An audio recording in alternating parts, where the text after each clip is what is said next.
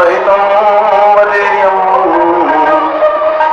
प्राणो यथा वै चरितं सदैव आत्मानुभूति प्रणतं परमं वदेवं ज्ञानो सतां वै सहितं फलम्।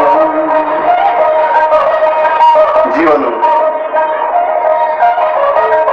को समझना और जीवन के साथ पूर्ण मेल करना, जीवन को अच्छी तरह से समझ लेने की क्रिया, जीवन को पूर्ण रूप से भोगने की क्रिया और जीवन में अपने आप में पूर्ण रूप से उतर जाने की क्रिया ध्यान है। क्योंकि आज के युग में ध्यान की महत्ता और मूल्य और महत्व बहुत ज्यादा बढ़ गया है।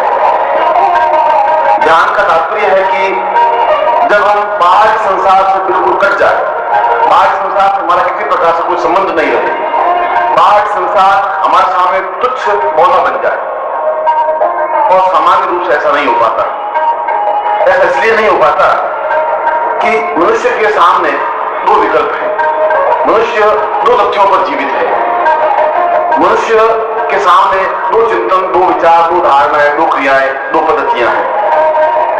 एक पद्धति उसकी बुद्धि पक्ष है और दूसरी पद्धति उसका हृदय पक्ष है। बुद्धि पक्ष हमेशा आदमी को गलत रास्ते पर गतिशील करता है, हर समय आदमी को भ्रमित करता है, हर समय आदमी को एक ऐसा चिंतन, एक ऐसा विचार, एक ऐसी क्रिया देता है जिससे आदमी भ्रमित होकर रह जाता है। वह संदेह करता है, क्योंकि संदेह का दूसरा नाम बुद्धि है, भ्रम का दूसरा नाम बुद्धि है। मन में किसी प्रकार के अहंकार को पालने पोषने की क्रिया का नाम बुद्धि है। बुद्धि का मतलब है कि मैं कुछ हूं, मैं बहुत कुछ हूं, मैं विद्वान हूं, मैं योग्य हूं, मैं समझदार हूं, मैं शिक्षित हूं, मैं पढ़ा लिखा हूं, पैसे वाला हूं, धनवान हूं, मेरे पास चेतना है, मेरे पास ऐश आराम भोग विलास की साधना सामग्रियां हैं। ये सब बुद्धि उस अहंकार को बराबर प्रदर्शित करती है, उस अहंकार को पालित पोषित करती है। और बुद्धि व्यक्ति के जीवन के हृदय को उजागर नहीं कर सकती। बुद्धि व्यक्ति के मूल स्वरूप को समझा नहीं सकती, उसको चेतना अवस्था में नहीं ला सकती। इसलिए योगियों ने और साधुओं ने एक सौ से एक ही बात कही है कि जीवन को अगर समझना है तो बुद्धि पक्ष से नहीं समझा जा सकता है।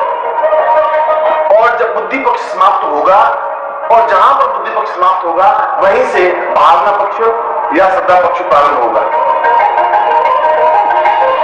मीरा की अभिन्न सहेली ललिता थी और ललिता को 25 जन्म और लेने पड़े, जबकि राधा को एक भी जन्म नहीं लेना पड़ा।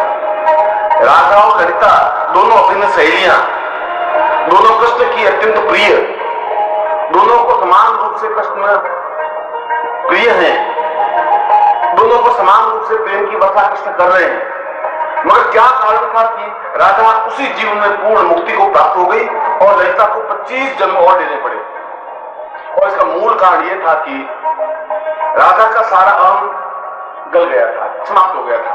उसके मन में तो एक ही बात थी कि कृष्ण दूसरों से प्रेम कर ही नहीं सकते। अगर मुझसे प्रेम करते तो केवल मुझसे ही प्रेम करते। हो सकता है उनके चारों तरफ गोपियां सैकड़ों हो, हजारों हो, लाखों, उससे कोई फर्क नहीं पड़ता। मगर राधाएं सैकड़ों नहीं हो सकती। राधा तो केवल मैं हूं, मैं ही रहूंगी। और यदि वे राधा को प्यार करते हैं, प्रेम करते हैं, तो फिर मुझसे ही प्रेम करते हैं। दूसरे संसार में सैकड़ों उनके पास आती भी है या जाती भी है, उससे मुझे कोई लेना देना नहीं है, क्योंकि कृष्ण दूसरों से प्रेम कर ही नहीं सकते, संभव ही नहीं है, ऐसा हो नहीं सकता। और यदि कोई कहता भी तो राधा कहती है कि यह असंभव है, ऐसा नहीं हो सकता। कृष्ण दूसरों के सामने देख तो सकते हैं, दूसरों के हृदय में नहीं उतर सकते। और इसका कारण था कि राधा ने अपना सारा अहम गला दिया था, अपना सारा अहंकार समाप्त कर दिया था। और अहम को गलाने की क्रिया, अहम को समाप्त करने की क्रिया बुद्धि पक्ष को समाप्त करने की क्रिया है। मगर ललिता के मन में अहम था। यद्यपि वो राधा की अभिन्न सहेली थी, यद्यपि बचपन से राधा के साथ तो जीवन व्यतीत किया, यद्यपि जहां जहां भी राधा गई वहां ललिता गई, मगर ललिता के मन में हर समय बुद्धि पक्ष पूरी रहा था कि कृष्ण शायद राधा को ज्यादा प्यार करते हैं, कृष्ण राधा के ज्यादा निकट है, कृष्ण राधा को ज्यादा चाहते हैं, मुझे कम चाहते हैं। जब बांसुरी बजाते हैं तो राजा को अपने पास ज्यादा खींचते हैं, मुझे कम खींचते हैं।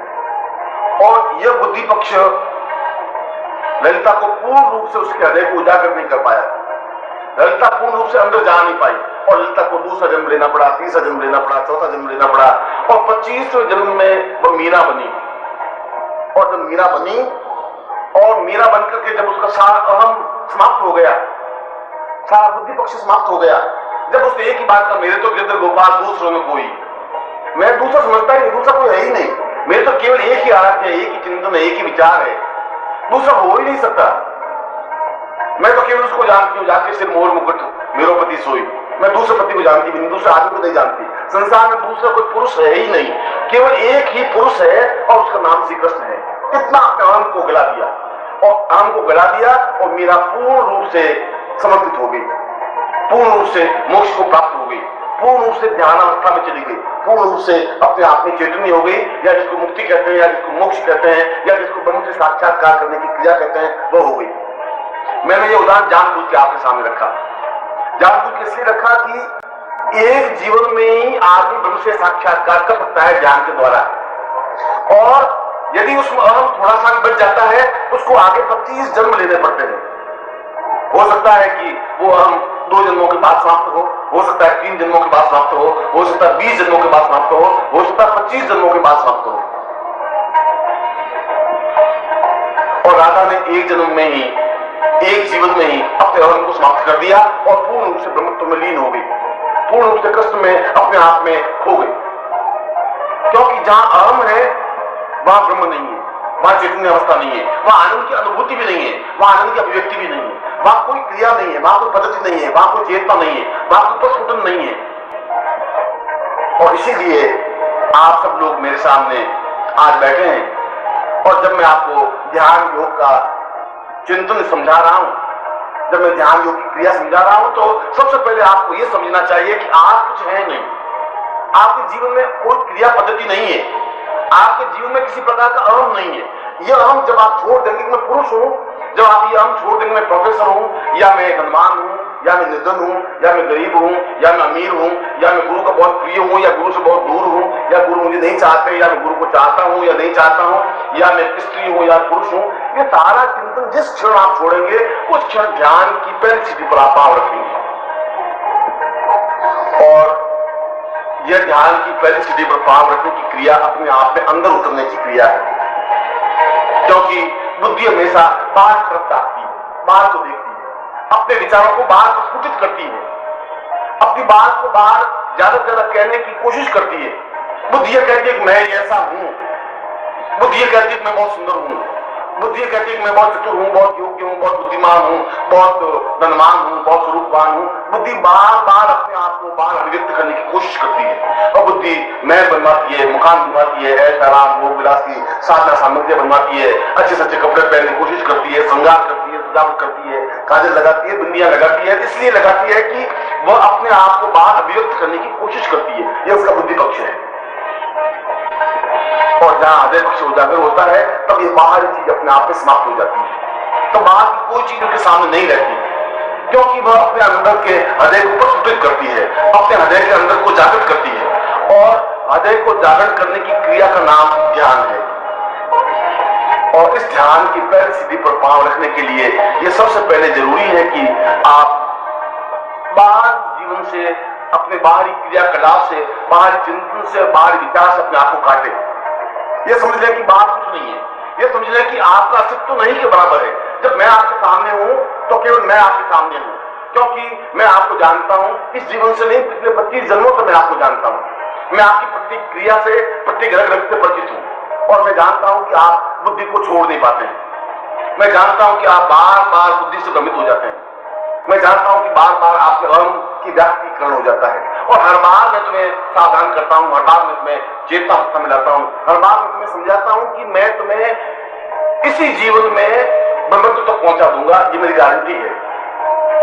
मगर गारंटी तब हो सकती है जब आप अपने आप को मिटा सके, जब आप अपने आप को पूर्ण रूप से समाप्त कर सके, जब आप अपने आपके अहम को, अपनी बुद्धि को, अपनी चतुराई को, अपनी योग्यता को, अपनी श्रेष्ठता को समाप्त कर सके, जब जब आप ये भूल जाए कि आप सुंदर हैं या असुंदर हैं, जब आप भूल जाए कि आप बलिष्ठ हैं या कमजोर हैं, जब आप भूल जाए कि आप धनवान है निर्धन है, जब आप भूल जाए कि आप गुरु का अत्यंत प्रिय है या अप्रिय है, ये कोई मायने नहीं रखता। आप कैसे हैं और किस प्रकार से हैं, ये अपने आप में कोई अर्थ रखता लिए वो नहीं। आवश्यकता इस बात की है कि आप बाहर से बिल्कुल कटें, क्योंकि बाहरी जीवन अपने आप में जीवन को भ्रमित करने की अवस्था है, तृष्णाएं बढ़ाने की अवस्था है, मोह बढ़ाने की अवस्था है।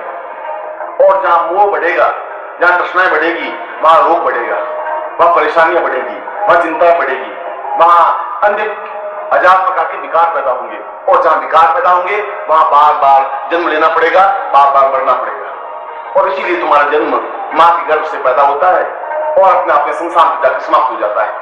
यह तुम्हारे जीवन की क्रिया है, मगर जीवन इतना ही नहीं है जितना तुम सोच रहे हो। मां के गर्भ से जन्म लेकर के संसार तक में जाकर सो जाने की क्रिया कोई जीवन नहीं कहते। जीवन तो एक अटूट श्रृंखला है जो कई कई जन्मों से एक दूसरे से जुड़ी हुई है। इससे पिछला जीवन, उससे पिछला जीवन, उससे पिछला जीवन, और पिछले 25, 30, 40, 50 जीवन से मैं आपका साक्षीभूत रहा हूं, मैं तुम्हारे साथ में रहा हूं, मैं तुम्हारी प्रत्येक गतिविधि से परिचित रहा हूं। प्रत्येक बार मैंने तुम्हें समझाया है, तो पहली बार मेरे साथ नहीं बैठे हो, पहली बार मैंने तुम्हें नहीं समझाया है। हर बार मैंने तुम्हें साधना की क्रिया के माध्यम से समझाने की कोशिश की है कि तुम जीवन में पूर्णता प्राप्त करो, क्योंकि आने वाली पीढ़ी इस बात को नहीं समझेगी कि तुम कौन थे। आने वाली पीढ़ी इस बात को चिंतन करेगी, आने वाली पीढ़ी इस बात को समझेगी कि आपने जीवन में क्या प्राप्त किया। और जीवन में प्राप्त करने के लिए बहुत कुछ खोना पड़ता है, और यह खोना पड़ता है बाहरी क्रियाकलाप, यह खोना पड़ता है बाहरी स्वरूप, यह खोना पड़ता है बाहरी चेतना, और यह खोना पड़ता है बाहरी सारा चिंतन, विचार, धारणा और ध्यान। और ऐसा होने पर जब आप आंख बंद करके पूर्ण रूप से सिरपकी से बैठ जाते हैं, सिरपकी का मतलब है बिना हिले डुले निर्विकार भाव से। सिरपकी का मतलब है कि बाहर से आपके हृदय पर कोई खटखटाहट पैदा नहीं हो रही। सिरपकी का मतलब है कि आप बाहरी जीवन से किसी प्रकार से संबंधित नहीं है। ना आपकी कोई पत्नी है, ना आपका कोई पति है, ना आपका कोई पुत्र है, ना कोई बंधु है, ना बांधव है, न रिश्तेदार है, न समाज है। आप केवल आप हैं और मैं आपके सामने हूं। केवल द्वैत, इसको द्वैत कहते हैं। और द्वैत को अद्वैत अवस्था में लाने की क्रिया का नाम ध्यान है। द्वैत इसलिए है कि मैं आपके सामने बैठा हूं और तुम मेरे सामने बैठे हो, और हम दोनों एक दूसरे के पूरक हैं, क्योंकि जब तक तुम मुझमें मिल नहीं सकोगे, जब तक तुम मुझमें विसर्जित नहीं हो जाओगे, जब तक तुम अपने आप के प्राणों को मेरे प्राणों में समान लेने की क्रिया नहीं कर लोगे, तब तक ये द्वैत रहेगा। और ये द्वैत बुद्धि है। और बुद्धि कहेगी कि गुरु मुझे कैसे पूर्णता दे सकते हैं। बुद्धि तुम्हें बार बार फरमाएगी कि गुरु जी मुझे अपने आप में ब्रह्म तक पहुंचा कैसे देंगे। बुद्धि तो तुम्हें यह कहेगी कि आंख बंद करने से क्या हो जाएगा। बुद्धि तुम्हें फरमाएगी कि अगर गुरु कह भी देंगे आधा घंटा आंख बंद करो तो उससे क्या हो जाएगा। ये द्वैत रहेगा, और यह द्वैत मिटेगा जब तुम पूर्ण रूप से समुद्र में छलांग लगाने की क्रिया करो। मैंने भी जीवन में बिना हिचकिचाहट के, बिना किसी चिंतन और विचार के समुद्र में छलांग लगाई है। मेरे भी पत्नी थी, मेरे भी पुत्र थे, संबंधी थे, रिश्तेदार थे, माता पिता थे, भाई बहन थे, संबंधी रिश्तेदार थे, सब कुछ थे, मगर मैंने छलांग लगाई और लगाने के बाद मोती प्राप्त किए। मोती प्राप्त किए तो मेरा अनुभव है, क्योंकि मैं सुनी सुनी बात को नहीं कह रहा हूं, मैं आंखों से देखी हुई बात में कह रहा हूं। और आंखों से देखी हुई बात यह है कि अगर छलांग लगा सकता है, जिसमें समुद्र में छलांग लगाने की हिम्मत है, क्षमता है, तो मोती प्राप्त कर सकता है। मगर जो समुद्र के किनारे बैठा रहता है, जो छलांग लगाने की हिम्मत तो करने की सोचता है, वो छलांग लगा नहीं पाता। बार बार यदि गुरु उकसावे भी, तब भी एक कदम चले फिर मुड़ के बैठ जाए। बार बार याद आए कि मेरे पीछे पत्नी है, मेरे पुत्र है, मेरे बंधु हैं, बांधव है, वो क्या सोचेंगे, ऐसा क्या होगा, वैसा क्या होगा। ऐसा व्यक्ति समुद्र में छलांग नहीं लगा सकता। ऐसा व्यक्ति द्वैत में ही पैदा होता है, द्वैत में मर जाता है। और द्वैत में मर जाने की क्रिया को अपने आप में सबसे घटिया मृत्यु कहा जाता है। कुत्ते की मृत्यु और उसकी मृत्यु में कोई ज्यादा अंतर नहीं होता है। अंतर इतना ही होता है कि कुत्ते को घसीट करके शमशान गृह में फेंक दिया जाता है, उसको 4 आदमी उठा करके शमशान गृह में फेंक देते हैं। अंतर इतना ही है। मूल विशेषता तो यह है कि आप अद्वैत अवस्था में पहुंचे, और अद्वैत अवस्था का तात्पर्य है कि आप में और मुझ में कोई भेद नहीं रहे। और मैं सब प्रयोग इसलिए कर रहा हूं कि मैं तुम्हारा गुरु हूं। अगर तुम बूंद हो तो मैं तुम्हारा समुद्र हूं। उस बूंद को समुद्र में विसर्जित होना है, और जब बूंद को समुद्र में विसर्जित होना है तो बूंद को अपने आप को मिटाना पड़ेगा, अपने आप को विसर्जित करना पड़ेगा, अपने अस्तित्व को समाप्त करना करना पड़ेगा, अपने आप को पूर्ण रूप से उनके चरणों में, उनमें समा जाने की क्रिया करनी पड़ेगी। और इसीलिए मैं ये सारी बात बोल रहा हूं, क्योंकि तुम्हें बीज बनना है, और जब बीज बनोगे तब तुम आगे जाकर छायादार वृक्ष बन सकते हो। मगर कब बन सकते हो? जब बीज धरती के अंदर मिल जाएगा, माटी में मिल जाएगा। यदि बीज कहे कि माटी में मिलना नहीं चाहता, तो बीज छायादार पेड़ नहीं बन सकता। माटी में मिलेगा, माटी में एक हो जाएगा, तो निश्चित रूप से उसमें अंकुर फूटेगा और आगे चल करके वह पूर्ण छायादार पेड़ बन सकेगा, जिसके नीचे हजारों हजारों व्यक्ति बैठ सकेंगे। मैं भी एक बीज था और मैं धरती में मिला, मिट्टी में एक मेघ हुआ, मिट्टी में बिल्कुल अपने आप को मिला दिया, अपने अस्तित्व को मिला दिया। मैंने इस बात की चिंता नहीं किया कि मैं ब्राह्मण हूं, इस बात की चिंता नहीं किया कि मेरे पिता मेहमान है, इस बात को नहीं सोचा कि मेरी पत्नी है, पुत्र है। मैंने इस बात को भी नहीं चिंतन किया कि आने वाले समय में क्या होगा। मैंने एक ही विचार किया कि मुझे मिट्टी में मिलना है, और मिट्टी में मिला आज भी छायादार पेड़ हूं, जिसके नीचे आप जैसे हजारों शिष्य विश्राम ले सकते हैं, विश्राम लेते हैं, आनंद का अनुभव करते हैं। और मैंने यह सब प्रयोग किया है, आनंद, सुख का प्रयोग नहीं किया है। सुख शब्द अपने आप में बहुत तुच्छ और बेमानी है। सुख तो भोगी व्यक्ति चाहते हैं, क्योंकि सुख आता है, जहां सुख आता है वहां दुख आएगा ही, जहां रात आएगी वहां दिन भी आएगा। सिक्के के दोनों पहलू हैं। ऐसा हो ही नहीं सकता कि सुख रहे तो सुख के बाद सुख ही आएगा, ऐसा संभव नहीं है। सुख के बाद तो दुख आएगा ही, मगर आनंद के बाद आनंद ही आएगा। आनंद के बाद मृत्यु नहीं आ सकती, आनंद के बाद वियोग नहीं आ सकता, आनंद के बाद विरह नहीं आ सकता, आनंद के बाद चिंता नहीं आ सकती, परेशानी नहीं आ सकती, बाधाएं नहीं आ सकती, कठिनाइयां नहीं आ सकती। और ये सारी क्रिया अपने आप में ध्यान के माध्यम से संभव है।